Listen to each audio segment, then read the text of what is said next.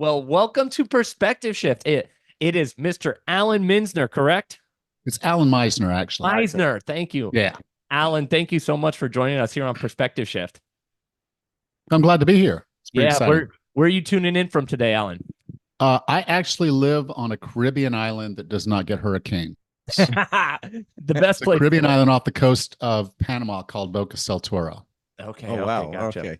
You enjoying it? How's the weather there right now? Like every other day. Doesn't get colder than 70, doesn't get hotter than 90. God, We have a real good weather pattern during July, August, September, where it rains at night, most nights.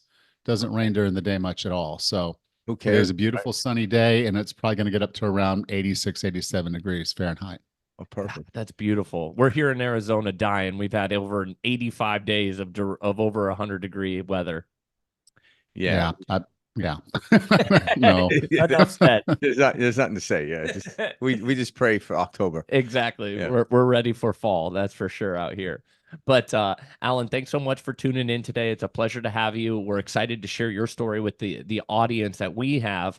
Tell us a little bit about yourself and how you kind of started 40 over 40. It's 40 over 40 fitness, or excuse me, it's actually 40 plus fitness. 40 plus fitness. Thank you. Yeah. Tell us a little bit about 40 plus fitness. Okay. So, I was a corporate guy, successful corporate guy, I guess. I made the C-suite at 39 years old. So Nice. executive officer of a Fortune 500 company at the age of 39. So by all accounts, I should have been really, really happy. And I was not. I was unfit. I was unhealthy. I was in miserable relationships. Pretty much every other aspect of my life, other than my job, was just utter crap. Yeah. And so I made a decision I was going to change, and I started trying. And I say trying, but it was try and fail, try and quit, try and fail, try and quit for 8 years. Oh, that's And then one day my daughter said something to me. She was getting into CrossFit and she was doing all this stuff. She said, "Daddy, would you come watch me do a CrossFit competition?" And that was kind of like a kick in the gut, because I was thinking to myself, I never signed up to be a spectator in her life. I want to be a participant, but I knew there was no way. I mean, that wasn't who I was right then. I still did go watch her, so I'm not a bad dad. I did spectate, but it wasn't what I wanted. Yeah, it wasn't what I wanted to do, And so, Were you out of shape at this time? Oh yeah, I was way, way overweight. I mean, at that point, I don't even know how overweight I was, and even because I had tried to lose weight, I might lose 20 pounds, and I'd probably gain 30, and then lose a little and gain. And so, yeah, I was in really bad shape. In fact, I don't even think there's any pictures of me around that time frame. And so I was laying there in bed the next morning. And I was thinking, why is this so hard? Why is losing weight and getting in shape when you're over 40 so damn hard? And then I started thinking about all the other hard things that I had done, and it says, this really harder than those other hard things, because to get to the C-suite in corporate is not an easy thing. I did a lot of hard things, and I was like, so what makes this different? And I realized it isn't. The difference is I never committed to change. And so that's what I did that morning. I said, okay, that's it. That's when I am going to be a participant in my daughter's life. She likes this CrossFit. She's doing these other things. I'm going to start doing those things with her. So that started the journey. But what I realized as I was starting to try this stuff, I was like, okay, I'll go look out for podcasts, because obviously there's got to be some people talking about this, because you can't train like a 20-year-old. When you're over 40, you just can't. At least not at first. So I was like, how do I fix this? Nothing. No podcasts. The only books that were out there was stretching and chair yoga. Oh my God. Yeah. You're like, I'm not dying. I'm just yeah. You're like, I'm just over 40. Yeah. I'm not dying. It's like, yeah, stretching for 50-year-olds and chair yoga. And I'm like, no. What year is this for the audience, approximately? I'm 58 now. At the time I was about 46. Okay. So what I did was I said, and I was traveling so much, so I couldn't hire a trainer. I was home maybe one weekend a month. So I was like, there's just no way. I can hire a trainer. So I thought, okay, what do I need to do? Well, I need to get a trainer. And since I can't hire one, there's nobody doing this online either, which was kind of surprising. There were bodybuilding coaches, powerlifting coaches online, but not really general population weight loss coaches. So I said, okay, I'll just become one. Hell yeah. So I went for my NASM, certified personal trainer. From that, I went to corrective exercise, fitness, nutrition, functional aging. And so I got all these certifications. And then I started training myself. And as I started working through that process, I did set up an appointment, went to a nutritionist, and she says, here's a notebook that talks about paleo. Do you know what paleo is? I'm like, I have no idea. Here's a notebook. Just read through it. And so I'm like, okay. So I read all the things that were in her book. It's all about paleo. So I started paleo. And I started my journey. And then I got a couple months into it and I said, okay, I'm not moving fast enough. I'm not working hard enough. So I need something big and scary in front of me. So I called up my daughter and I said, hey, what do you think about doing a Tough Mudder together? And she was like, oh, yeah, I'm on it. Let's do it. Now, a Tough Mudder is a 12 to 13-mile run. It's out in the boonies where they have all the ATV stuff. So it's not easy terrain to travel through. And then they just throw 25 extra obstacles in there just to make it a little bit more fun. So this is not an easy thing to do. And I had about 8 months. I was okay, we'll do this in November in Tampa. The weather should be nice and we'll do that then. And so I did. I bought the tickets to it. I bought their airline tickets, got our hotel booked, everything set. And I'm like, okay, you had no business signing up for that thing, but you got some work to do. Okay. Because I didn't just want to go to the race with her and then her feel like she has to stay back with me, or me just saying, well, go on, I'll finish, but just go. So I knew I had to be in a lot better shape than I had originally targeted for what I thought I would need. But that was the drive. That was the thing that got me really moving hard, really pushing myself. And so I managed to lose 66 pounds of fat. I gained 11 pounds of muscle. And I was in as good a shape at 46 as I was when I was 29. Wow. Wow. Yeah. So. And I did that Tough Mudder with my daughter. And you guys finish together? We did, yeah. In nice. fact, all right. There's a story. So we're coming up. The last obstacle they have you jumping over fire. That's it's not like a big fire, but it's picture scene. There's a fire and you're jumping over it. But before that obstacle, there's another obstacle where they've got these dangling wires that are electrodes. They're electrified. And then there's a puddle of water you're running through, and then there's like bumps and rows through there. So you can't just go through it fast. You've got to go through it. You don't want to trip. You got to keep moving. So we come up on it and you see this guy just fall flat down on his face in the water. Yeah. And then he pops back up, maybe by instinct, and gets zapped again. He's down again. Yeah. And then he just crawls out of the water. Okay. Now there's 20 or 30 guys just standing in a group watching this with sheer terror on their faces. Like, oh my God, this is the most terrible thing ever. They're just, they don't know what to do. They're just stuck. That's the exact thing they told us when we were kids not to do. Literally. Yeah. Water, electricity. Yeah. Yeah. Okay. So my daughter and I are coming up on them. We're side by side. She says, what do you want to do? I said, just run around them. She's like, what do you mean? I go, just go around. You go around the left side. I'm going around the right side, and we'll meet on the other side. And we came around and we met, and I grabbed her hand, and then we ran straight through. Oh gosh. Straight through the electrodes? Yes. Yeah. And we finished the race holding hands. Oh, God, that's amazing. Okay. Now here's a little tip, kids, because I had an associate's degree in physics. Mm-hmm. By holding my daughter's hand, I was displacing the electricity. So when one of us got shocked, it was displaced across two bodies rather than one. Yeah. And so as long as the two of us didn't get hit by an electrode at the same time, we were cool. So that's Smart. okay. Smart. I would have never known that. Yeah. Now, I don't know if any of those guys figured out that's what I just did, holding my daughter's hand. Mhm. I don't see them holding each other's hands, maybe. Yeah, they But rather just get shocked, I guess. Right. All right, guys, it's all Yeah, over I'm for sorry. Yeah. I might die. I'm not going to hold your hand. I'll take the I'll shot. just take it. Yeah, I'll just take it. Right. But thing is, okay, so I had wanted to be a participant, and this was one of those moments. And so there's just some special moments in my past where, like, I remember my daughter was first born, and she was OP, which is a face up. So she didn't breach, but they had to use some forceps to get her out. And so she failed. There's a test they give them when they're first born to check their reflexes or something. And she didn't do very well on that test. And the doctor's like, it's okay. She was the way she was born, she's a little stressed. And so that's normal. And then, so I took her to a table to give her a few more tests. And I went over there, and I was sitting there with my hand. She reached up and grabbed my pinky, wrapped her little fingers around my pinky. Okay. I remember that moment like it was yesterday. I remember finishing that Tough Mudder with her like it was yesterday.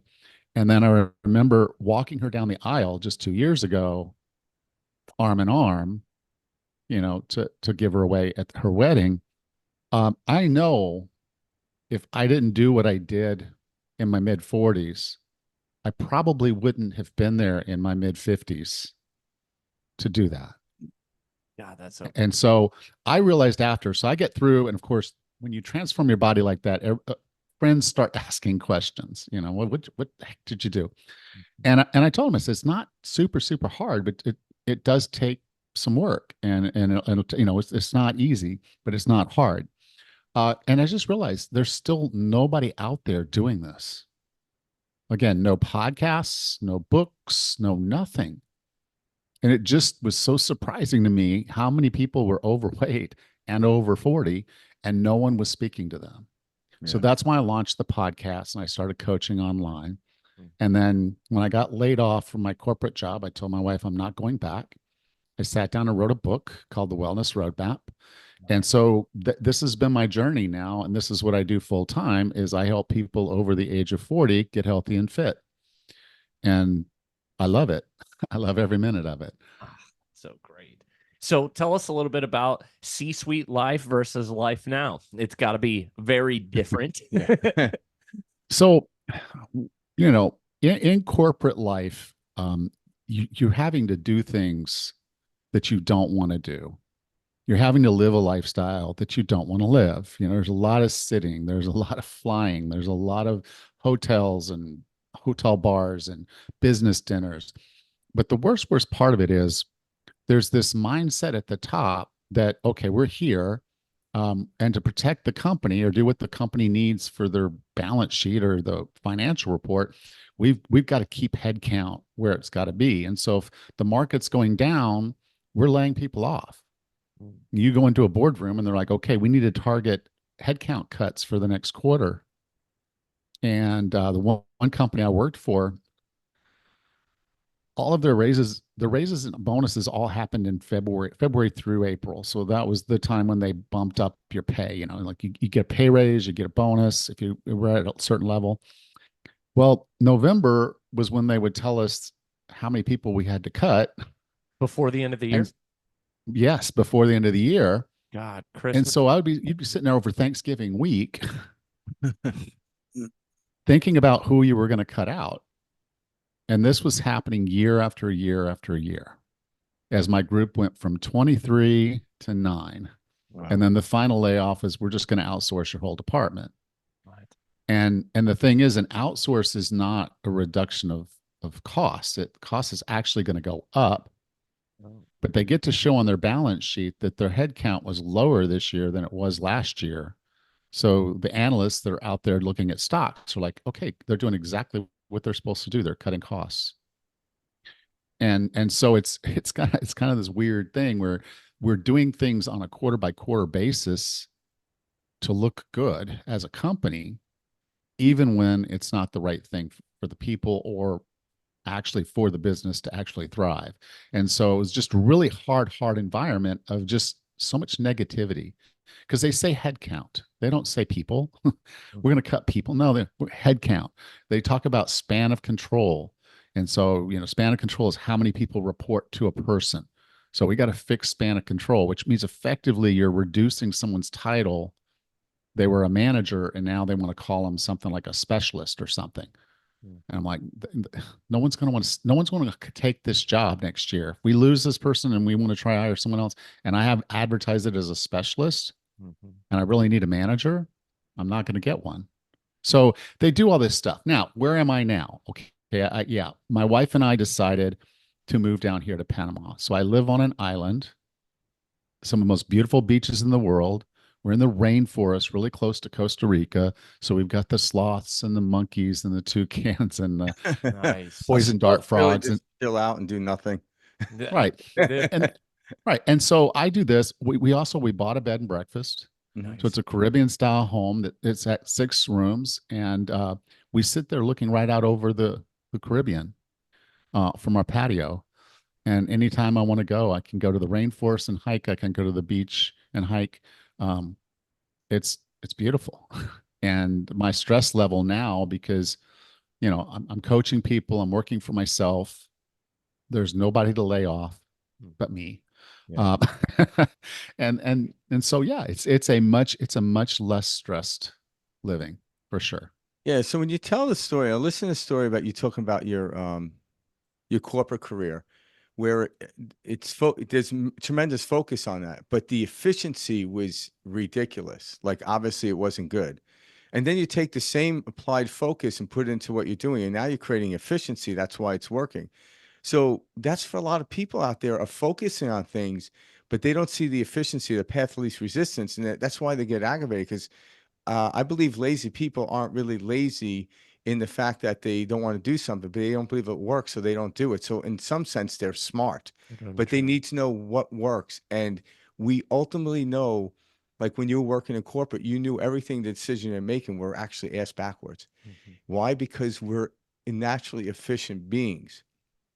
Yeah. And like what you talked about earlier, this actually is easy. You just like, if you want to head west, just keep moving west. You'll get more west as time goes on. And now you're applying this or giving it to people, showing, okay, I could show you a more efficient way to get there. And then people are like, okay, this is actually doable. People just need to know it's possible and doable over a relatively short period of time. I mean, relatively, like you lost how much, 60 pounds or so, 66. 66 Yeah. pounds, like 8 months, right? That's it. Yeah. 11 to 8 months. Yeah. Cause I started 11 months. I didn't weigh myself Yeah. until I got to almost 8 months out. And I went on a DEXA scan, Yeah. and you got this outline of what my blobby body looked like, because it was just all this visceral fat. Mhm. It was spread especially when they lay you down like that. And so that was when I first weighed myself. And so yeah, I don't say I lost more because I don't know exactly how much I'd lost. It wasn't much, but I'd lost some leading up to that. But I think the thing you were saying was really important. I think we're all lazy. Yeah. We're all lazy at some point. Yeah. And the path to change is going to have obstacles. Absolutely. And so what we have to do if we want to change is, one, we have to commit to that change. And the second thing is we have to get outside of our comfort zone. Yeah. And that's the hardest part, because nothing beautiful in our lives ever happens in our comfort zone. No. It's just a nice place to be. Yeah. Yeah. And so it's cool to stay in a nice place. But if you want change, you have to push yourself outside of that comfort zone and stay outside that comfort zone for a while. Then your comfort zone grows. Yeah. It's a Then new you can go a baseline. little bit outside of it and it grows. And so that's the whole point of commitment, and then being uncomfortable. Yeah. And that's how you make things happen. But what you're presenting, which I find fascinating, is because you're actually creating, if you understood the discomfort would gain ultimate results, the discomfort actually isn't as discomfort as we know it. People think I'm just wasting my time, so why would I put myself in discomfort? They can't see beyond it. But a system like yours will show people, no, no, it's uncomfortable, but you're going to actually start to enjoy it. Why? Because you get the results. So a lot of people, I know people that work really, really, really hard, 60, 70 hours a week, and they're still working paycheck to paycheck. So they're not lazy, but they're inefficient. So at some point they're going to give up and maybe end up on the street. They're like, why would I do this if all I'm doing is barely making my bills? That's the mindset. It's like, well, Yeah. there's something going on here that's wrong. You're taking your energy and you're trying to beat a dead horse. So you're creating a system that the discomfort actually becomes worth it because it's fun. You know, the discomfort of going Yeah. down a roller coaster to go up is worth it because of the enjoyment of it. Anyone that works out knows this. But Well, one watching, of the ways I like to communicate that is through a concept I call fit for task. yeah, Okay. Okay. And the core of this is this. Okay. I'll start with another story. So my grandfather loved golf, hmm just loved it. I mean, it was his thing. Mm-hmm. When he turned 80, he had to quit playing because his balance and his strength wouldn't let him swing a club. Now, a lot of people say, oh, well, he's 80. Okay. People have to quit golf at some point, I guess. He lived until he was 95. yeah, it's 15 years. He didn't get to do the thing he loved the most for the last 15 years of his life. Now, the story actually gets darker because when he turned to 90, he couldn't make it from his chair to the bathroom in time. So when he knew he had to go, he couldn't make it. So he would have to call down. They had a survey. He was little apartments that were built for this. So there people would come in and clean him up because he couldn't even clean himself up. So he did not want visitors at all.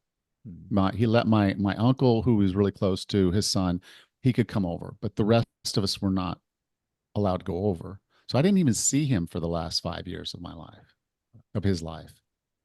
And so I make this joke, but I mean it. I want to be able to wipe my own butt when I'm 105. Yeah. Yeah. Okay. And people joke well, there's a lot in there. There's a lot packed in that. One is I want to live a good long life. Yeah. Two, I want to be able to take care of myself for that good long life. So when you're thinking about doing something, be thinking about the whole thing. What is this going to mean to you in 10 years, 20 years, 50 years? So if we're talking about your current financial situation, it's the same thing. Okay. What is your if you keep doing the things you're doing now, where are you going? But where do you want to be? So if you're thinking, yes, at some point I want to be able to leave this job and retire, or I want to be able to leave this job and start my own business, or I want to be able to change jobs and I may make less money. And what would I do then? And so then you start saying, okay, how do I make that happen? So within the fit for task thing, it's like we're not working out or exercising like it's some arbitrary thing. We're training to be who we're supposed to be. I did that with the Tough Mudder. I'm like, this is who I'm supposed to be. The task is to do a Tough Mudder with my daughter. Okay. And so I trained for that. But I'm not doing a Tough Mudder, at least anytime soon. So I just want to have myself trained up to be able to do things I need to do. So I carry luggage up the stairs when guests are in Lula's. If our male staff person isn't there, I'm basically the bellhop. If we need water, we have 5 gallon water, things that we use in the water cooler upstairs. If the water needs to get upstairs, it's 44 pounds. A lot of 58-year-olds can't just snatch up a 44-pound bottle of water and carry it upstairs and 50 feet or so back to where I would need to take it. Or when they deliver them, sometimes as many as 10 at a time are at the front of the house, and I've got to get them to the back of the house.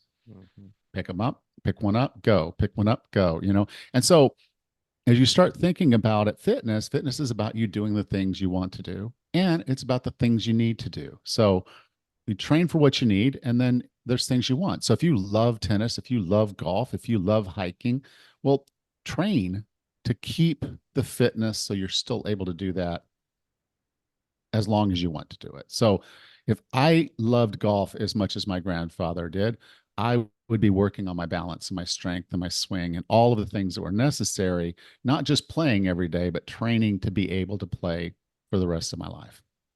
Yeah, you get a little more intricate with those things because I notice when when you get older, when you're younger, you somewhat take balance for granted, if we say, and that's okay because you're naturally balanced. But as you get older, like focusing on just even breath, like me and Mike have been doing a lot of podcasts on breath lately, just with not just the physiology but the mental attribute of it. And people like when I mentioned to them, they just were like, what? I'm like, yeah, it's with you all the time. But when you focus on it in little increments, it actually overall changes your life. It's something as simple as a certain technique of breathing. So people like when balance, I'm like, yeah, work on your balancing, your stabilizing muscles and everything else. We call that core, right? So a lot of people working on the core right now. Why? So when you get to 90 years old, you'll be able to walk upstairs, not have to put one of those. You ever see those Chairlift. commercials they have where they Yeah. tap it to the wall? It takes like 2 hours. It's just staring like that. I'm like, holy shit. I'm like, this is what we've come to. But I think when you're presenting this, at 46 years old, you turn your life around, and here you are, 12 years later at 58, and you're in better shape than you were then. It's letting people know it's possible. That is key. Because most Yeah. people, like maybe your father didn't know it was possible because that generation, all they had was, I shouldn't say all they had, but like was, what's his name? Jack LaLanne. And he stood out. There was no one near Jacqueline. Like he was doing crazy stuff. But now like everyone's doing crazy stuff now. Hmm. So there's this understanding of possibility for our future that is getting us excited like we were children. Why we were excited as children? Because the future was in front of us. But there was some point in our generational wherewithal, like, from your father and, my dad, um, that once they reach a certain point, it was seemingly psychologically downhill. Where now it's no, no. You might Well, want to do a tough mudder at 90. yeah. You know what I'm saying? Well, and that was part of it. Like, my both of our daughters all of our kids got married. And the boys got divorced since, Yeah. but they're all getting married, which means that they're probably gonna be having kids at some point. Yeah. And so, I'm already 58. By the time their kids are in their late teens and 20s and doing whatever crazy thing they're doing then, yeah, I'm probably going to be the 80-year-old dude out there trying to do it with them. I'm not, Yeah. when they're kids, I'm going to be sitting on the floor with them. I'm going to be rolling around. I'm going to be chasing them around the zoo. Yeah. That's what I want to be, a participant and not a spectator. I'm not going to be sitting in a rocking chair looking down Yeah. at their world. I'm going to be in their world. Yeah. And so I agree with you to a point that yes, we are living longer, and yes, we're seeing more people who are still really fit well into their 40s, 50s, 60s, and beyond. But we still have a huge fundamental problem Oh, yes. because there's a billion people. I saw a stat 2 weeks ago in a book. A billion people on this planet today are obese. Yeah. Wow. Okay. That's 1/8 of the planet. Yeah. Yeah. So when you start realizing those numbers and the obesity is starting earlier, Yeah. we're going to see a relative decline in lifespan in a lot of areas Yeah. We already because have. those individuals are not healthy and they're not going to necessarily get healthy. Um, and they'll think they're done. It's like, well, I can't do this because there's that first obstacle, and it's that getting out of the comfort zone. Well, so you can't get rid of your obesity and keep your ho-hos. Mhm. That's not how it Oh, works. yeah. Yep. you know Yeah. and so that's the challenge right now, is that so many people are not taking care of themselves No. and creating the problem that's going to be so much harder to fix. So yes, I'm helping people who are unfortunately already in that situation for the most part. The real question is, what can we do to stop them from getting there in the first place? And that's where a lot of the people that I'm talking to, they are parents. They're going to be grandparents. Like, okay, well, let's learn how to eat now, for not just for ourselves, but our whole family. I mean, if you're telling me that your kid won't eat anything but macaroni and cheese, that's not the kid's fault. Mhm. No, it's Okay, not. it's Yeah. not. And so I like again, you I say I like don't know that. the total solution. I just know that I want to be a Well, part of at least educating and helping people see that this is not the hardest thing in the world. If you commit and then you start pushing just a little, you'll get past those obstacles. It'll get easier and you'll feel better. yeah, because I just heard a study in Japan.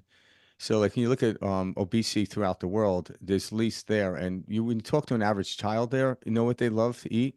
broccoli and rice. Oh, really? Where if you ask a kid here what they love to eat, it's probably Doritos or some other quick snack.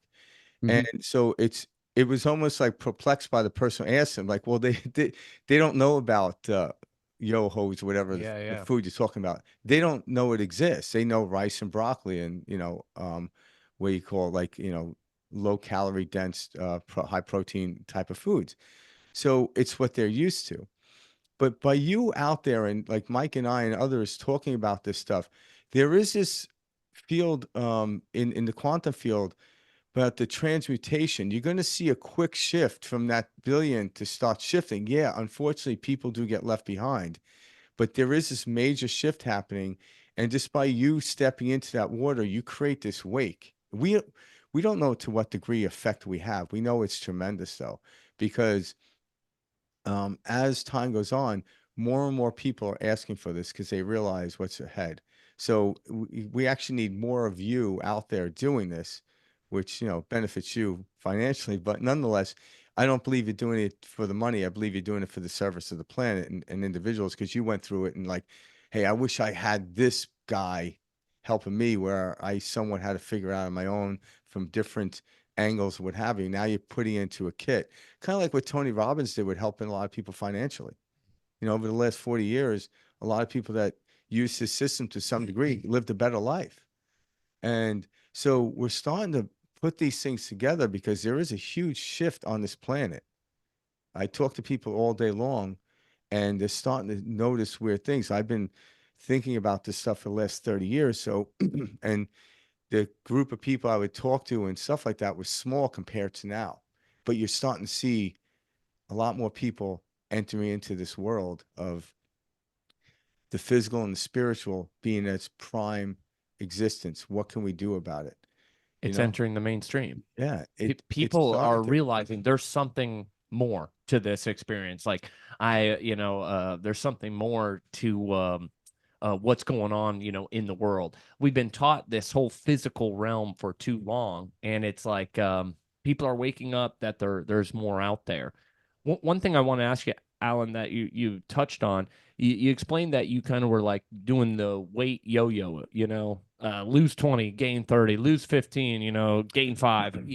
That is extremely common for 90% of those out there, dealing with weight and stuff like That's that. how this corporate job worked. Yeah, right? Like it was ineffective. Yeah. And so knowing that, how did you tap into like, because I think a big reason a lot of people out there are struggling with it is they don't look at the emotional aspect, the mental aspect of the food and how we're tied to it. We're like, all right, we got to lose weight, we got to do this, get in there, cut it out. Very physical, very Western medicine way of looking at weight loss. But the reason the people struggle with weight is they're not tying that spiritual, emotional, trauma side of things to the weight loss. Can you touch on that and, you personally and how you deal with that with clients? Yeah, I didn't know I was doing this when I was doing this. Some of this was just by accident the way I was working because I had committed to a path, and so I was working through these things and without even really realizing what I was doing. But since coaching almost thousands of people since, I've recognized like there's these mindsets that stop us. It's us. We sabotage for one reason or another. And so one of the core ones that I dealt with early on was that I was what I call a co-pilot, meaning all the other things going on in the world, I felt like I needed to be fixing. So, I had my job. I was 100% wed to my job.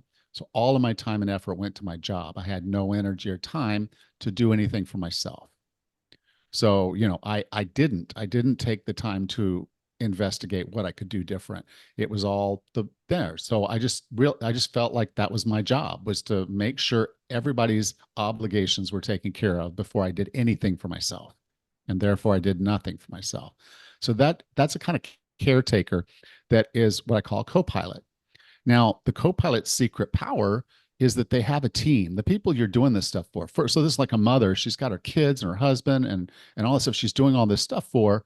Well, they're part of your team. And if you ask them for help, they're probably going to step up. So when I told my boss, it's like, look, I'm going to take my lunch hour from 2 to 3 and I'm going to go over to the gym each day. That's going to be blocked out on my calendar. I'm not going to go to any meetings that are scheduled unless they are just absolutely essential, must be at meetings. It's my calendar's not going to allow me to book anything there. And then I'm going to have my clothes. I'm going to go over and work out. And he said, okay. He's like, sure, I have no problem with that. Okay. All I did was ask. Mm-hmm. You Yeah. know, all I do is ask. Okay, that's a Copilot. The other one, and I didn't, this wasn't me, but a lot of people have this, is what's called, I call pedals. So they'll see something like, ooh, the keto diet, and they'll start pushing the gas towards the keto diet, and they lose a couple pounds, and then they stop losing weight. 1 week in, 2 weeks in, or like, where it was really, really hard, they see something they want, they hit the brake. If you've ever gotten in a car and just started hitting gas, brake, gas, brake, gas, brake, you're not going very far. Okay. No. So a pedals person has to recognize they have that tendency and decide they're going to lock in and do something for enough time, 6 weeks, 8 weeks. So they say, okay, I'm going to do the vegetarian or pescatarian diet. I'm going to do it for 8 weeks. So they sit down and they signed up. They're going to do, they're going to do this. They commit to doing 8 weeks. They start seeing the progress after week 3, and they see that it's working. Yeah. And then they're less likely to hit the brake after. So if you know you're someone who's tried this and it didn't work, and tried that and it didn't work, but all those things you tried, you didn't try more than a few weeks. Well, you didn't give it enough time. So a pedals person has to give it time. So make sure they have their foot on the gas, and every time they feel the tendency to hit the brake, stop yourself. Yeah. Realize what you're doing and how much you signed up for, you agreed to with yourself, and then go do it. The next one is a tires person. And this, well, no, I'm gonna go to the windshield person first. Okay, so I was a windshield person. So every time I tried to do something fitness related, I was looking in my rearview mirror at the guy I was when I was in my 20s. A superior athlete, really good shape, loving life. I just didn't recognize I couldn't do those things. I wasn't that guy. So someone who is a windshield person has to recognize where they're sitting right now in the driver's seat is where they are. And they have to look out the windshield. So they have to recognize they can't necessarily do what they did before. They just need to start where they are, gentle nudges, and move forward. I happen to have been an athlete in the past, but this also applies to people who were heavy most of their lives, fat kids, and a fat kid and a fat teenager, a fat adult, young adult, fat old man. If you are overweight and you keep thinking of yourself as being overweight, well, you're feeding your mind garbage. Okay, because that's not where you're going. The windshield's that way. So turn, face the windshield, and go that way. And don't look in the rearview mirror. That was in the past. You can't be that again, or shouldn't be that again. So move forward. That's a windshield person. They just have to recognize where they are and start looking forward. Then there's the tires person. I was also this. So as a tires person, you need traction. If you've ever driven on an icy hill, if you have good traction, you don't slow down and you don't speed up. Yeah. You just keep going. Okay. So a tires person kind of needs that traction. So these are the folks that do really well with the tracking tools, like that on the phone, the circles. How many days in a row did you fill your circles? I have clients that I got this from Tony Horton, and it was, you get a paper calendar and you mark every day you do the thing that you want to do. And so I was talking to one of my clients, and she was really having problems with self-love. And I said, here's what I want you to understand. Every day you do your walk, that's an act of self-love. Every day you do the things that are improving your health, that is an act of self-love. So we talked about the calendar. She took that conversation. She went and got these heart-shaped stickers. And so every day that she did her half-hour walk, she marked her calendar with a heart-shaped sticker. And that drove her to want to fill every single day of her life with self-love by doing that walk. Okay, that's a tires person. They want to see the traction. They want to see it's working. So that's how they can move forward. And then the final one is the atlas. And I don't mean the Greek god. I mean the actual paper atlases we used to have back in the day. And, most of our parents, when we were going to take a long trip, would get a red felt marker and they would draw the path. You remember that? Okay. I tried to buy one day. I went into a grocery, I mean, a service station. I was kind of lost a little bit. I said, "Do you have any atlases?" Because my phone was dead. I was like, I need, and I didn't. I mean, well, it's dead because I turned off the service because I was moving here, and so I had a phone, but it died in the minute. It went off, because I told him I wanted to port my number. Anyway, I didn't have a GPS. And so I said, "Well, do you have an atlas?" And they're all looking at me like I'm insane. Like, who still uses atlases? Here's a compass, buddy. I was on Amazon. You can actually buy one, but so they do Yeah. exist. It's just, yeah, they're not everywhere like they were before. But anyway, an atlas is someone who needs a destination. Mhm. They like having something they're striving towards. So for me, the Tough Mudder Yeah. was that. I trained for a Spartan. So for me, I like to have something in front of me that I'm thinking about, that I'm moving toward. If I don't, I feel like I'm kind of meandering a little bit, and that's when I can get myself into trouble of just letting things slide a little too far. So if you think you're an atlas, which a lot of us are, particularly if we're driven and we want to get better, most of us tend to be atlases. But it's find something exciting to train for, something you want to accomplish, and set your goals on that, and then that's going to drive your behavior to do the things you need to be able to do that. So those 5 mindsets, you if you're listening to this, you probably heard a little bit of yourself in more than one of them. And as I mentioned, I had 4 of them at one point or another. Yeah. What's important is that you have to do them in the right order. So there's a primary one, and then you get that one done. So my first one was that I was a caretaker. I was all my energy was going to my job. So I had to solve that problem and say, okay, I'm going to solve this problem. I'm going to ask for help. I'm going to ask for permission to do the things I need to do.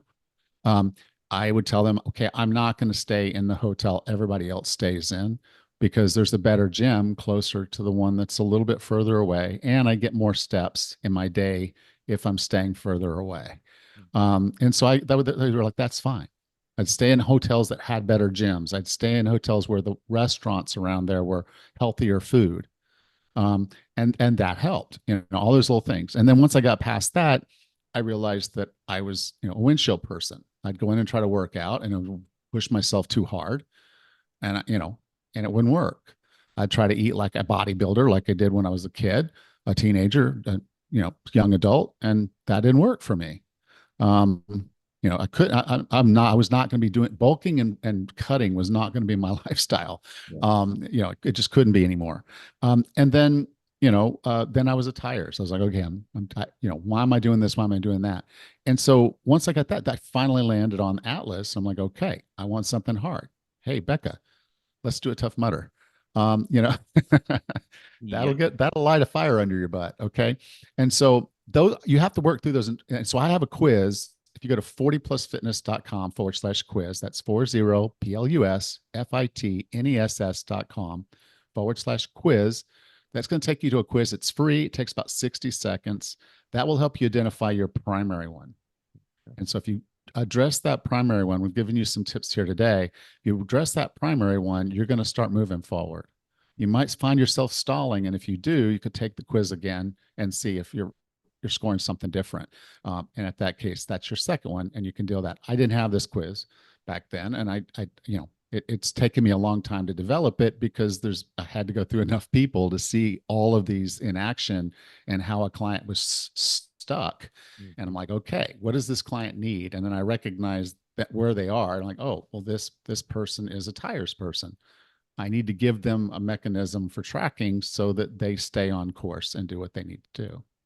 I love that, because we're not a one size fits all when it comes to anything. We're all so individual, so unique. And I also loved how you said we have a little bit of all of these in us, which I know is true. Because I've noticed over the course of my life, and just what I've seen and learned, it when you don't, like, I know we're all an atlas, because when you set a goal, that's when you now have an end marker, something in sight, something to work for, etc. And I feel like a lot of us are out there floating around in this I don't know, I think I want this. We don't really know what we want, and it's not until we really get clear on that, that we begin to take the motions, the steps, etc., to achieve our dreams, to reach our highest and best self, and all that you're talking about. So I love hearing it from that aspect, because it's so true. And we do have these predominant traits in us that hey, I'm a windshield person. I can tell that I've gone through that in my past. I've always looked back at, like, oh, this is who I was, rather than keeping a forward view on things. So it's cool to hear it broken down in a easy to understand way, with the analogy of like a vehicle, like you're doing here. So great Yeah. work with that. Yeah. Yeah. Great Well, analogy. thank you. That's the simplicity is really what drives people Yeah. to come, so yeah, good for you with that one. So let me ask you this real quick, Alan. So, like, we have a billion people like that are obese, nowadays in the world. So how do you explain, or how do you talk about like food in general to your clients? Because right now we live in a day and age where corporations, you worked for them, you get it. We have to be increasing that dollar. It's the job, Mhm. for the Yeah. board, etc. And so with that, it comes, we need longer shelf life. We need ingredients that are going to be able to sit longer. We need things that are going to taste better. So since the, mid 60s, early 70s, we have been poisoning our Americans Yeah. to get a product that can sit longer, taste better, and be cheaper to mass produce. And this is no, oh my God, revelation. We all have heard this slow drip over the years, but there's a direct correlation with how we've changed the ingredients in our foods and the obesity we've seen in America, and I'm sure around the world, et cetera. But it is very clear that a lot of our weight, over our obesity problems, as well as our health problems and cancer rates, are directly tied to the shit that we are feeding Americans and calling it food. Yeah, it's actually more related to stagnation, because they did this study back in the 50s and 60s, and that's when processed food started. But people weren't sitting in front of the TV. Like, wasn't much TV, so it wasn't 24-hour news. So the stagnation along with the food, because back then they had TV dinners that were horrible for you, but the obesity didn't start existing till round the clock news and TV started.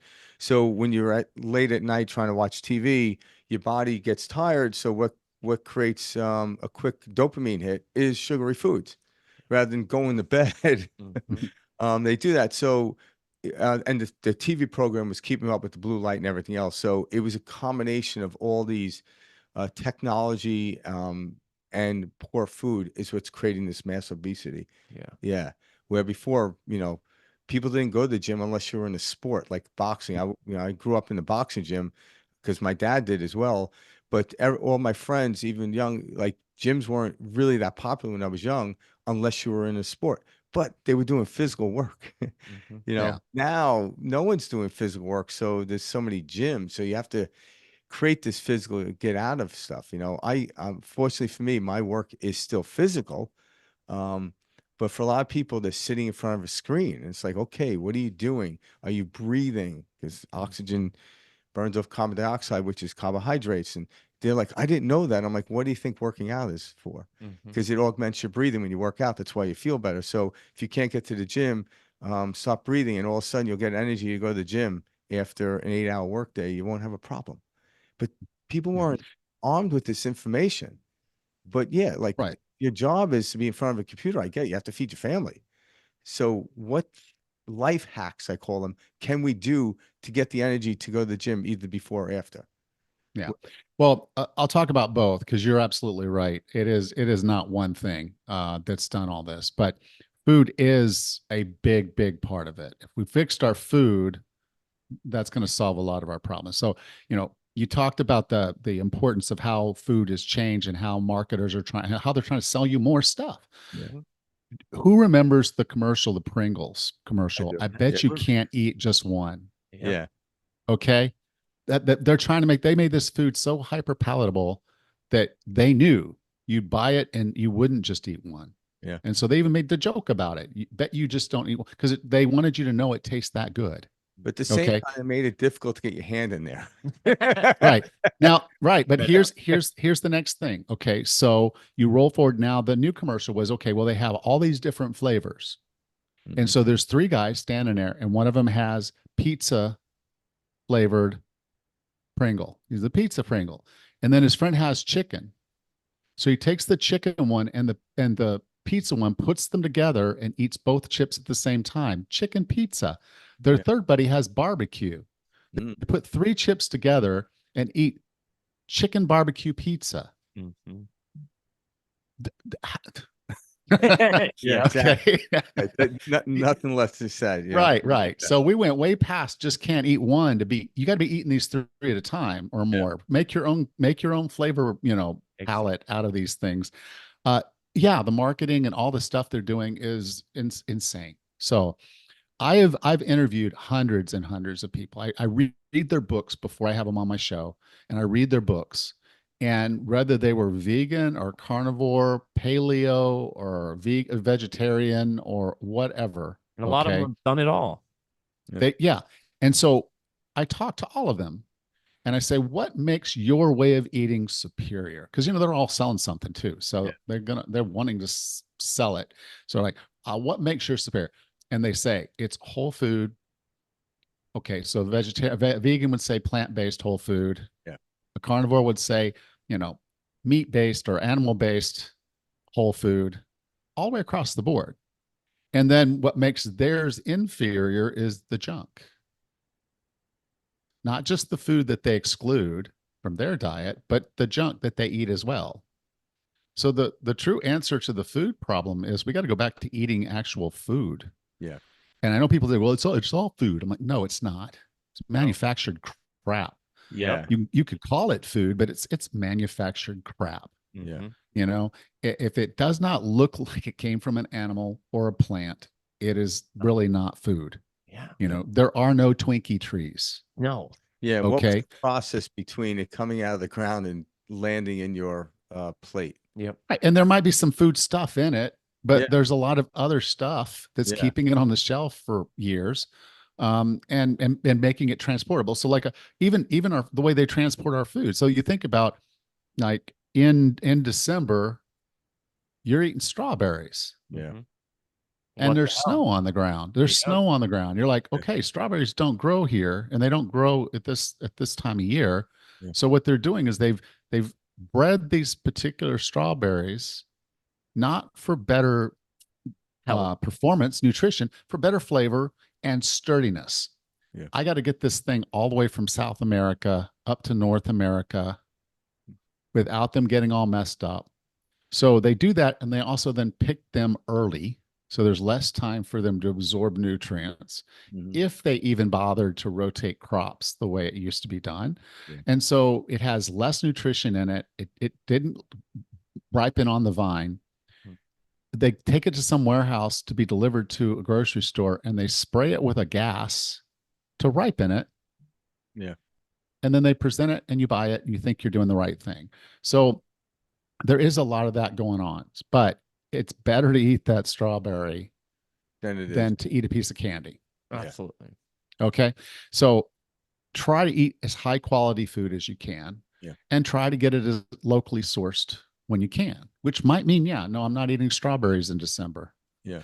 Okay. Sorry. But that's one way. Now on the other side, with regards to fitness and stress management and sleep, those are just areas where we know we've got to do something. And if you set your guides to what that needs to look like, and you start allocating time to it, your energy level will go up and you'll feel better. That's the dopamine hit.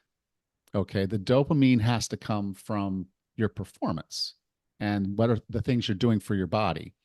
The thing about the human body, it is the most wonderful gift you've ever been given.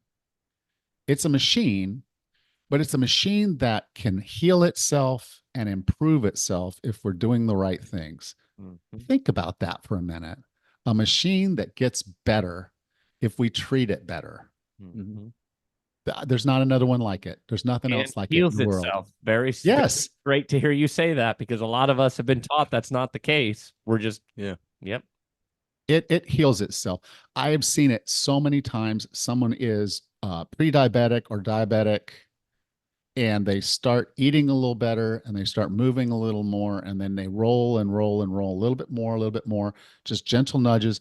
And they find themselves 6 months later, they're not pre-diabetic anymore. So their doctor said, if you come back next time and your blood sugar's this high, your A1C is this high, we're going to have to put you on medication.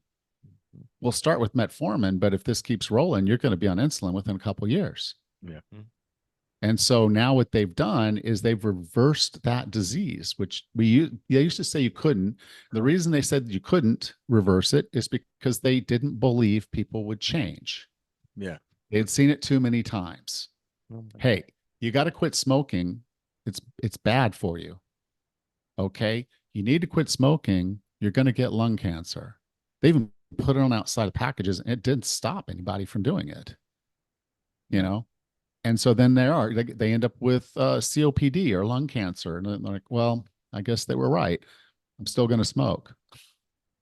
Yeah. Okay. So the doctors are used to telling people to change their lifestyle.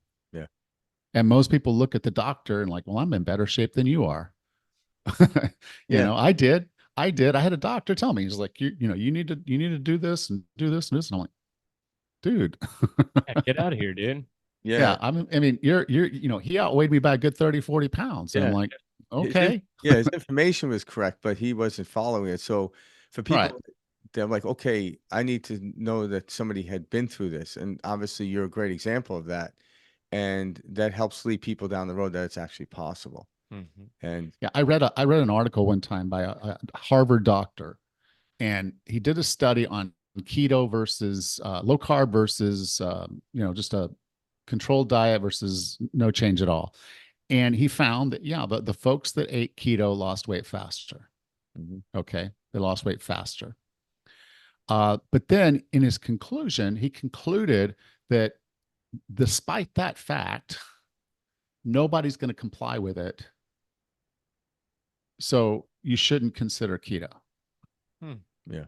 But that was their answer. So for a lot of doctors, they just don't believe that lifestyle changes will happen. And to their credit, it is not common that they do. But for a lot of my clients, they come to me, and that's one of the things they talk about is like, my numbers. And I'm like, okay, well, let's talk about what we can do to change how you eat to manage that.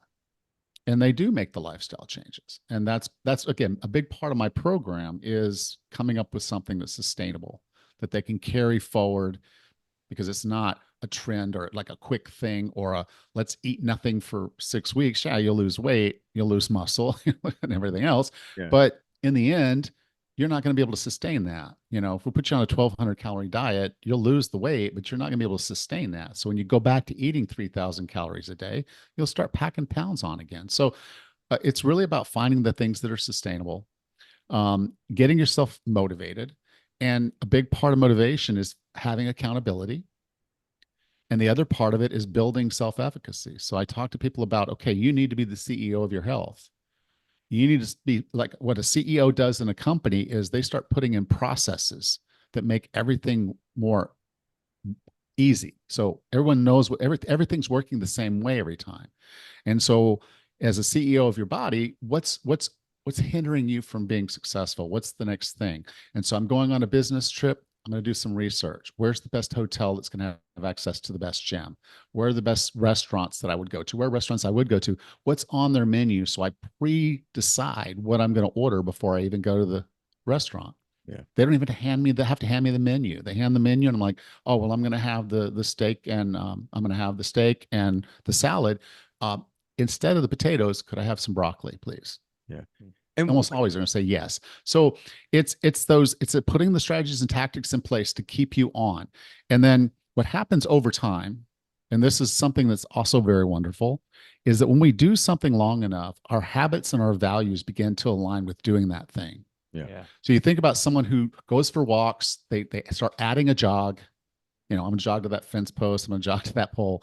And then they're doing more and more of that. They decide to sign up for a 5K. They do the 5K. And now they identify as a runner. Yeah. So what happens when they get up in the morning and what do runners do? Yeah. They run. So they go for a run in the morning. That's what they do. And they don't even think about it. The alarm goes off. There's no hit the snooze. It's like, oh, I'm going to do my run. And they've already got their stuff ready. It's like they're buying the bottles and the shirts and the shorts and the, stuff. And they now identify as a runner and they're training for whatever. So as we go through the process of building this, find accountability to get you started. That's the easiest way to have motivation. And then the final bit is begin to build that self-efficacy by putting the things in place that make you more effective. And then you'll build the habits and values. You'll identify as someone who is healthy and fit. And that's how you're going to live your life, because that's who you are. I think that is such an important piece of this whole puzzle, is what you are identifying with, and that level of awareness. If the more we work on developing that and understanding that I have been identifying as this old character, this victim, this upset, damaged, bruised, broken, if you only knew how bad I had it story for so long, that's what we're breaking out of, Yeah. And so I love hearing that you talk about that, and what you're identifying with, because that's really what it boils down to. Is you are now changing who you identify as. You are stepping into a new role. You are stepping into this new version of yourself. How much of that mental aspect and mindset aspect have you seen play a huge role in your client success? It's 90% of it. I mean, it's so funny because, we'll Right. sit down and we'll have a 1 hour conversation to talk about their program. And then every conversation we have for the next 12 weeks is really mostly about mindset. Yeah. I don't feel motivated. I'm like, well, okay, if you don't feel motivated, you've got the accountability here. We need to pick that up. We need more accountability. So here's how we're going to do that. And then once they start doing the thing, then it's the struggle. So I had one client, she was going, and then she actually started gaining weight. Oh, I was really? looking at everything she was eating, and I'm like, well, okay, you're not gaining fat. I'm looking at what you're eating. If what you're showing me is all that you're eating, you're not gaining fat. That's water. And we don't know why you're retaining water, but it's water. And I said, so here's a few little things we can do, but here's where I need you. I need you believing that you can do this. Yeah. Okay. That 5 pounds of water does not define you or your journey, but you got to stick with this just a little bit longer, because she was a pedals. Yeah. She was a pedals, and I'm like, got to keep the gas, hit the gas, keep it on the gas. She was a pedals, and I got to get her past that. And once she got past it, 3 days later, she messaged me and said, I've lost 3 pounds. Yeah. Well, again, she didn't lose 3 pounds of fat in 3 days. Yeah. Okay. But believing that she could get there and keeping her foot on the gas is what made the difference. And so, yeah, I would say 90% of the journey is in your head. Yeah. And then, 10% physical. Yeah. Well, It's yeah, because the mental part of it actually creates the attribute of the physical. So whatever you're mentally feeling in your head, you're going to express outward.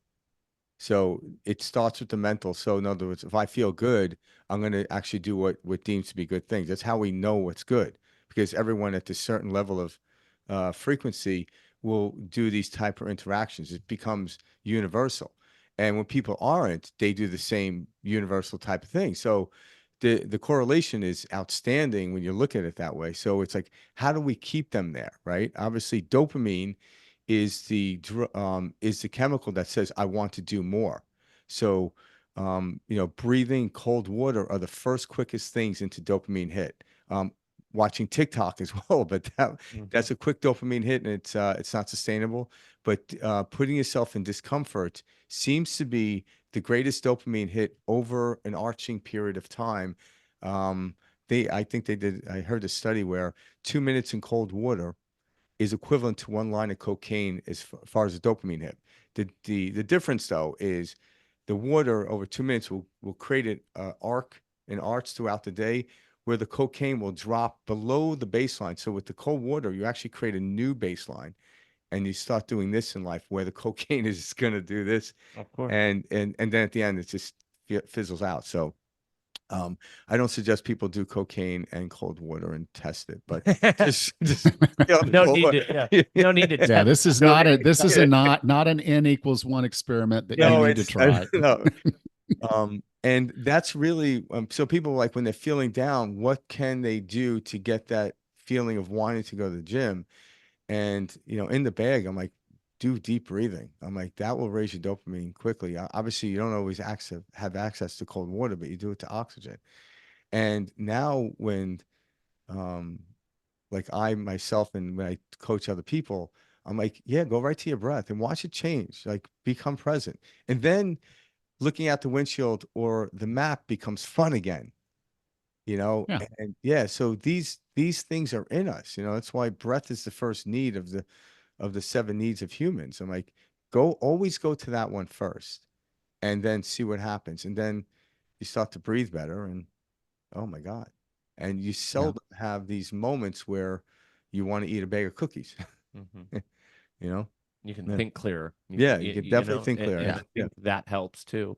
I mean, I just find it funny, Alan, that like we live in this world, that is so advanced in technology and all this stuff. But growing up, at least here in Western culture, in the United States, we don't learn about mindset. In fact, we're kind of taught that it's woo woo and that, hey, we can't, Yeah. we can't grade that. We can't measure it. So therefore it's bullshit. And that's what's been holding back everyone for decades now. And is it hard for you to convey this to people? Because now you're dealing with when your prime audience is over 40. So there's a lot of mental patterns and habits that develop after 40 years of doing the same shit. So you're dealing with a lot of, all right, I got a lot of bad patterns, mental Yeah. patterns, and I gotta, change it. How do you convey, how important, these mental patterns, the mindset is, because that's really what we're all working against, being able to manage calories, stuff like that. You get over that, hey, vegetables don't taste as good as, the candy, but it's worth it. It's the mindset that we're holding ourselves back is what I'm getting Yeah. at. And so can you touch on that and how Yeah. different is that One with of your one of the problems is, and I see this all the time on Facebook. So someone will go on a Facebook group and they're, man, I'm really struggling to do my workouts or really struggling to stay away from this. And someone who is already fit, has been fit their whole life, is also in this group. And they just throw out and say, well, you just need discipline. yeah. That's the answer. Yeah. Discipline. Now, if you look up the definition of discipline, Yeah. it's punish. Oh, really? Okay. It means the word punish. It means to punish. So we're using the word discipline like it's just something you should be just ingrained to just gut it out and do it. Yeah. And so the people who are teaching, they don't recognize that they did this themselves when they were young. They walked into a gym when they were 14. Their friends were there. So they had peer accountability. There was a bodybuilder there that knew what the heck they were doing and was coaching them basically. Like they were accountable to that guy. Mhm. And then they were learning the processes to do it, their splits and everything, all this stuff, the strategies and tactics, they were learning all of those. And Yeah. then they started identifying as a muscle, a weightlifter, a strength coach, a strength person, or a bodybuilder. And so all that stuff to build lasting motivation was already done when they were like 14, 15 years old. And they don't remember that. They just remember that they've always done it this way because they've always identified this way. And then here's someone who doesn't Yeah. have any of that. And so it's not that you're not who you need to be. You just have to go through the process of building accountability, get started, start putting the tactics and strategies in place to be the CEO to get things done. And then, yes, step back and start doing it long enough where it just becomes who you are. Now, when you find yourself in a moment where you're struggling, okay, so someone's offering you pizza. Well, so I'll go out for pizza. Um, there's this tendency to say, well, you can't, or that's bad food, or this is good food and all that. And I get that. But the reality is we have to live sustainable lives. So there's a reasonable way to do it. Mhm. It's not to eat the whole pizza. Okay. That's not the answer. So if we know there's the trigger that's happening, okay, someone offers we're going to go out for pizza, trigger. Okay, we're going to do the action to get the benefit, the dopamine reward from having pizza and beer with our friends. Okay, as soon as you know that that trigger is coming, that detour is in the works, whether you planned it or not, plan a strategy to go off road, off the path, and a strategy to get back on. So I'm not, if my friend calls me up and says, "Hey, Allan, I'm going through something emotional right now. I just need to talk to somebody. Can we go out and have some beers?" And I'm like, okay, well, that's going to probably screw up my 5 a.m. workout tomorrow. So, I kind of want to tell him no, but it's my best friend, one of my best friends. I have to do this. Okay. And I'm not going to be weird and drink club soda while he's having a beer and spilling his guts. Yep. I'm going to go have some beer. Okay. As a grown ass man, I can make that decision to go have a few beers with my friend. That's the right thing to do in the holistic look of myself, of my life, because happiness and relationships are a part of this as well. Yeah. So I go have a few beers, but what I tell myself is, okay, the path out is I have a few beers. I limit myself to 3. And then I get him home safe if he overdrinks. And I make sure I drink a liter of water before I go to bed. And then when I get up in the morning, before I do anything else, I have some more water. Yeah. And I just make sure that I wash through that. And then I'm like, okay, I know I took in probably more calories. I'm going to eat before I go there so that I'm not eating bar food. Yeah. He comes in and says, wants to order some food. I'm like, go ahead. I already had dinner. Yep. And then I'll just have a few beers. Now, if you're going to have a beer, have a good one. Don't waste your, Totally. don't waste it on something bad. So if you're going to have a cookie, get a good cookie. Not one of those crap Chip Ahoy things. Yeah. Have a good cookie. If you're going to have a pie, have a good piece of pie, or at least part of it. If you're going to have some beer, have a good beer. Just make sure when you do it, you're doing it right. Yeah. And then have that path back on. How am I going to get back on this highway? Because we're going to have those detours. Your Aunt Martha is going to make cookies or a pie, and you're not going to say no to your Aunt Martha. That's just rude, right? Exactly. So have some, enjoy it. Yeah. But don't make that, don't eat the whole pie, but have some, enjoy it, and then go on with your life. It's not that one detour is not going to kill you unless you let it take you somewhere else that you didn't intend to be. There's a lot of awareness behind your statement. And do you focus on that with them as well? Like, yeah. Because they'll tell me, it's like, it's so weird. This is last 2 weeks. I've had 2 clients that close relatives died. Oh, so they're like, well, we got to go and leave out of town. So I don't have access to the way I normally prep my meals and the way I'm doing my fitness and all that. And I'm like, okay, well, let's start planning. Let's figure out what the plan is while you're gone, because a lot of these things with the family home, there's food that's everybody's bringing in food. It's always fried something, right? And the casseroles, all the casseroles. And so they know they're going to have the food that's going to be available to them is not going to be what they would normally eat. And the opportunity to go to the gym is probably not going to be there the way it would be if they were at home on their regular schedule. So for a period of time, they are going to be off track. Now you can decide that I'm just, okay, this is important. I need to spend this time with my family and focus on that. And so I am off. I am off the plan, but don't lose sight that you still need to get back on the highway when it's over. So it's like, all that's over. I fly back on Sunday. Monday morning, I'm in the gym. Monday evening, I'm doing the batch cooking that I would have done on Sunday. Yeah. Okay. And so, yes, I'm going to dedicate a few hours on Monday night when I get home from work to do some batch cooking. And so, yeah, no Netflix on Monday. But you kind of see, it's like we come up with plans. And so there's going to be times when you're going to go off track, but know it's happening. And even when it's not planned, like the friend calling me for drinks, that wasn't planned. My workout in the morning was, but I know if I'm up till 11 o'clock tonight, my normal bedtime's like 8:30, 9 o'clock. If I'm up till 11, I'm not getting up at 5. And my sleep's too important to me. So I'm probably not going to get up till 7 or so. And so that's just what I know. And so that means that workout is not going to happen. I'll have to shift my workout schedule one day, I don't like to I don't like to lift and work out in the evenings. It's just not my thing, but maybe that's what I do. I just say, okay, I'll hydrate after, I'll hydrate in the morning, and I'll shift my workout to another time during the day. Yeah, and I also think psychologically these detours or like off-road stuff actually benefits us and helps us in the end because people think if I have to stick to a strict regimen and that means you're made of glass. We're not. Like, Yeah. a truck can go off-road and still get back on the road without the shocks going out. And I think when we go off-road and realize, okay, I really didn't lose much. Like went out and had a couple of beers. I'm like, well, I got a better pump at the gym. I just knew how to access that energy that I was using because it's fuel and energy. How do I access it? And you start to learn more about it. Not that I go out and keep drinking beer every day. It doesn't work that way.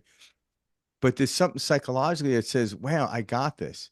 And then when you get to these higher levels, um, you go from drinking two beers maybe to one. You actually become more cognitive of what you're doing rather than responsive, reactive. Like, oh, I'm tired. Who cares? I'm tired. Go to the gym. And you go to the gym at some point in the gym, it's like, I'm no longer tired. I'm glad, I'm glad I pushed through it to whatever degree, like it's wherever you are. Like it's different for everybody. And that's how life is. So, yeah, because only they say 1% of our life is tragic or unexpected, but we think about the tragedy and unexpected stuff for 95% of it. So, therefore, we have 4% of our life that we're free. It's crazy. So, if we can get down to 50% of thinking of that, think about how great your life would be. So, adversity is a beautiful point. Like going off road is a beautiful point to notice that. Because if I'm doing everything right, um, systematically, and then something happens, this is when people lose their shit. I'm like, no, I'm like, this is how life is. You can't predict Yeah. the weather, but you can get an umbrella when it rains. I'm like, know what to do when that happens, and know it's not the worst thing in the world. But if you're running out in the rain without an umbrella and wonder why you get wet, I'm like, well, because you're not covering yourself. You're reactive, not responsive. And Yeah. yeah, and that's Well, kind one of of the things I see, and it's so funny, it's funny and it's sad, is that people are always looking for the perfect time to start. Okay. So yeah. I sat there and I did that. I did this. I went through a series. I was writing some, I just basically kind of snarky little things. And I was posting them on Twitter, and then I was copy and paste and put that, copy that and put that on my Facebook. And one of my put is like November 18th. I'm like, nobody's going to hire a personal trainer in the middle of November because it's better to wait 6 weeks. Yeah, because Because January 1st, right? That January 1st yeah. is going to be the special time. Then your life is going to be so much easier. People don't want to hire a personal trainer in August because the kids are still home. They want to get them settled in school so they have a schedule. And I'm like, well, what you want to do is you want to start when it's hard. Yeah. Because if you can do this when you're busy, if you can do this when it's hard, then when your schedule gets clear and it gets easier, you're going to be able to do it like it's cake. I mean, and that's when you're going to be able to go faster. That's when you'll be able to push yourself a little harder. So learning how to do it when it's hard gives you the skills to be even better when it's not. If you learn how to do it when it's easy, when Yeah. things get hard, you're probably going to stop Yeah. That's why I tell because you people, don't have the tools to make it through. yeah, that's why I tell people to move to Arizona in July. Definitely do not. It just Yeah, gets you're better. gonna It just you're gonna gets love easier. this place in October. Yeah. Yeah, it just gets easier from here. So Allan, I have to ask this to like kind of wrap up everything we've been talking about today. But you were helping people. You primarily got into this for the fitness aspect. You were looking for this. It wasn't existing. You needed to create this, right? I am almost positive that everyone you work with and every one of your clients, they get into this with the fitness in mind. Like that is goal number one. But they begin to see success in their business life, in their romantic relationships, in their relationships with their children, their friends, their family members. Like this starts as this idea of I want to get healthy, I want to get thin. Yeah. And whoa, wow, do we see this new person blossom? Is that what you're seeing? Yeah, I mean, well, actually, most people are going to approach me not so much for the fitness; it's the weight loss. They're thinking I need to lose weight. They're not. They're they're at a point where they're not thinking so much about fit. There are some. There are some that come and say, I want to be better at this. I'm going to do this bike race, or I'm going to do these hikes, and I'm going to. So there are some, but a lot of them are like, well, if I lose 15 pounds, if I lose 40 be happy. pounds, yeah, I'll be happy. Well, that's you won't be happy just because you lost that weight. But if you're doing things that you enjoy, you are going to be enjoying your life more. If you realize that, okay, why do I want to lose this weight? And you realize that it's your children or your grandchildren, and you're going to be able to do more fun things with them, then every time you see them, you're having a blast. Yeah. And so, yes, you start realizing that other aspects of your life just became easier because you're not beat down with okay, I'm sitting in this conference room and I couldn't button the top button on my collar. And I pulled my tie up really tight so that no one could see that the top button of my collar on my shirt was not buttoned. Mm-hmm. Yeah. Your head's there. Yep. It's not in the conference room listening to the conversation and participating in it because you're not your best. Yeah. Mentally, because you're stuck on another thought pattern. So if you don't feel good about yourself, you're not going to feel confident. And if you don't feel confident, you're not going to perform well. Yeah. It's we know that across the board, right? Across the board. So investing in yourself will make you look better, feel better, and perform better at everything that you do. Okay. Now there is a corollary though, is that you can't let the things you do keep you from doing the things that you need to do to keep yourself healthy and fit. Yeah. Okay. So working 12-hour days is not conducive to being healthy and fit. If that's what you must do, then you got to figure that out. But you need your sleep. You need to exercise. You need to stress relieve. And so those have to be parts of your life. And it's hard. But you got to fit it in. Yeah. So it's really about you've set this priority, you've set your commitment, and now you've got to make it happen. So you performance, what you're doing can detract you from being who you need to be better at it, but you have to make that happen. So put your workouts on your calendar, go to bed at the right time. So I at one point I stopped setting an alarm. So I had to be at work at 8:00. I'm at 9:00, and I'd work from 9 to almost 9 every day. Mm-hmm. Okay. When I was an executive, that's what I would do. So I said, okay, well, if I'm going to work 9 to 9 on these days, then as soon as I get home, I'm going to go to bed. So if I'm in bed by 9:30, I'm going to wake up in time to go back to work at 9:00. Mm-hmm. Okay. So, and then I started pushing on my work. I'm like, do I really need 12 hours to get everything done? Or is this just because this is what I've gotten used to? And so I started trying to leave at 8. Yeah. I'll leave at 8 and then I'm gone. I was breaking rules because they said, don't eat 1 hour before sleep or 2 hours before. Well, that's not going to happen. I'm not getting home till 8:30. I'm going to go to bed at 9:30. I'm eating. But I would prep all my food on Sunday, have it all in there. So it's pop it out of the refrigerator, toss it, warm it in microwave, dinner, or start stir frying some vegetables and then warm up the meat, dinner. I made it easy to have a good, healthy dinner every evening. And I had made it easy to have a good, healthy breakfast and lunch. All that was pre-made and ready to go. And so as you start looking at how you do this, you just push and find those gaps and schedule it. And so, yeah, it was really tough at times, traveling, on an airplane for 17 hours. Yeah. Guess what I'm not doing?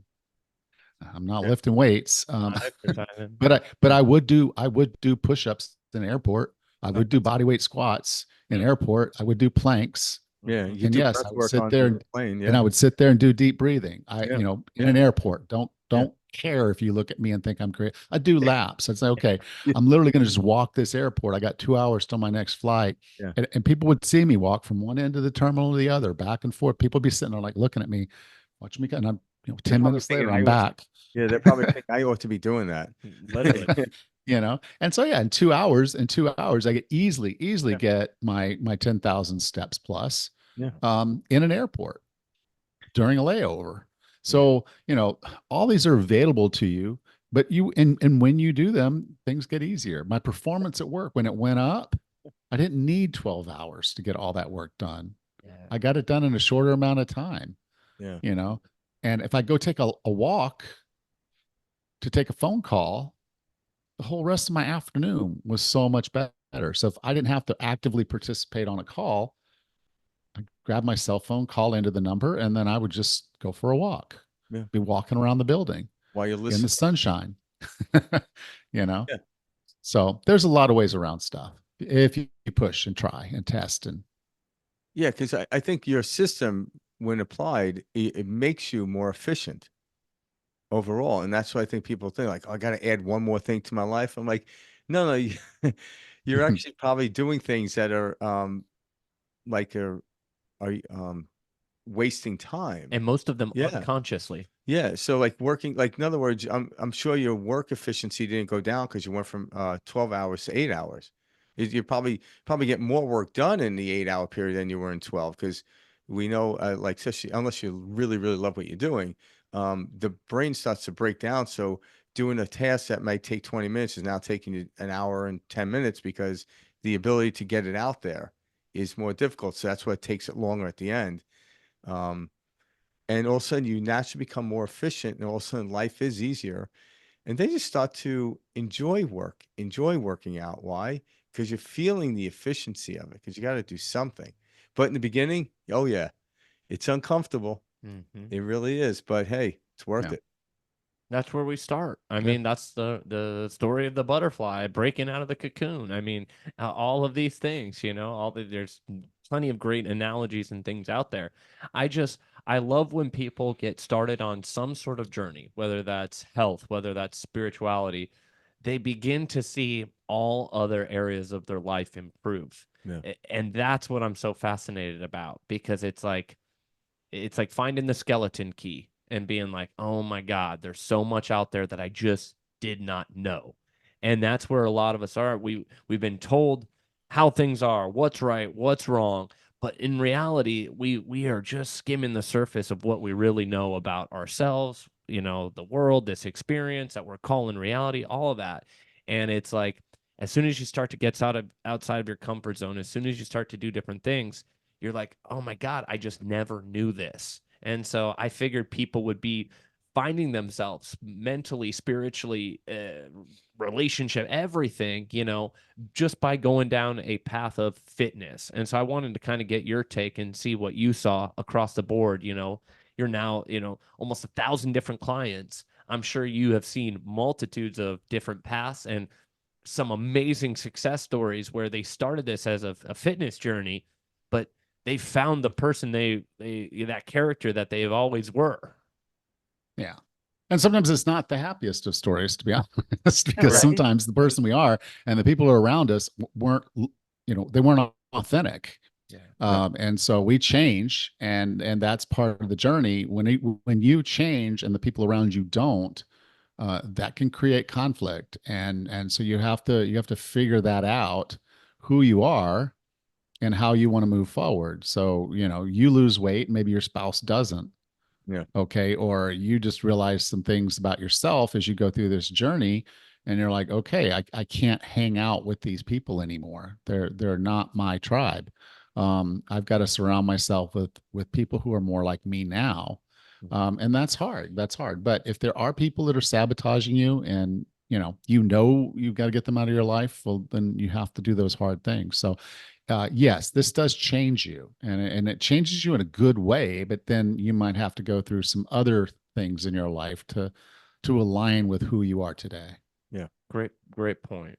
And Um, Go ahead. yeah, I'm saying that is always part of the journey is, when you get to a different altitude, there is always discomfort, but know that your body acclimates to it. And that's what it is new friends come in, old ones leave, and it's learning to let go, right? Like think about like your primary thing is to get people to lose weight. Um, Holding on to weight is holding on to some psychological understanding who you are.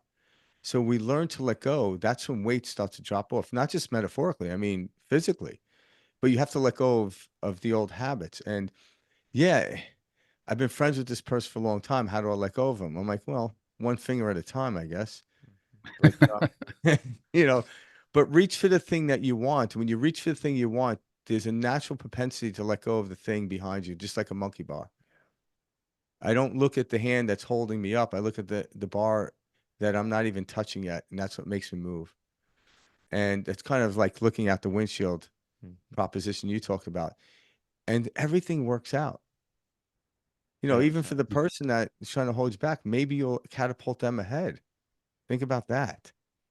Like you can encourage them to, you know, move ahead. If they're trying to pull you back, no, I won't hold, you know, let go of my sleeve. And then they may like, I want to go with them. So now you can encourage them. So we start looking at it that way. You can move forward. You can be an example rather than I like this person too much to leave them behind. Yeah. You're doing great work, man. It Yeah. really Thank is you. a pleasure to Yeah. see what you're doing. Allan, how can our audience like reach out to you? Or can you tell us a little bit about what do we have a website? Do we have different social media handles? What's the best way Yeah. for audience members to reach you? So if you go to my website, obviously I gave you the quiz website. That's going to take you over to the quiz. But 40plusfitness.com is my primary website. Or you can find the 40 Plus Fitness podcast wherever you listen to podcasts. Those are probably the best two ways to come in and get to know me and see what I'm doing here. And then, yeah, you know, if you're over 40 and you feel like you're ready to step in and start making some changes and you want some accountability, support, and guidance, yeah, just reach out. I'm on social media. Allan Misner is pretty easy to find. I Yeah. spend most of my time on Facebook. I'm starting an Instagram because 40 now is involving millennials. Yeah. And so when I first started this, no one over 40 was on Instagram. So there Yeah, was no right. sense in me being there. But now millennials are starting to turn 40 and that is their platform of choice. So I am starting to kind of move over there a little bit, but easy to find, Allan Misner. But if you go to the website 40 Plus Fitness, or listen to the podcast, that's probably the best place to start. All right. All right. Thanks, Allan, for your work. Keep up the great work, by the way. Yeah, Allan, it Thank is you a guys. pleasure having you on the Yeah. show. Thank you so much for kind of giving our audience an update about what you do, and thank you for changing a lot of lives out there. Yeah. Thank you. Thank you. I appreciate being here and I appreciate this opportunity to meet you and everyone that you're associated with now. Absolutely. All right. Well, exciting stuff. We're wishing you the best of the with the rest of the year in 24. We can't wait to see what happens in 25, and I'm sure we'll see you again soon, Allan. All right. All right, guys. Take care. Peace out. Thanks so much. All right. Okay. Take care. Bye.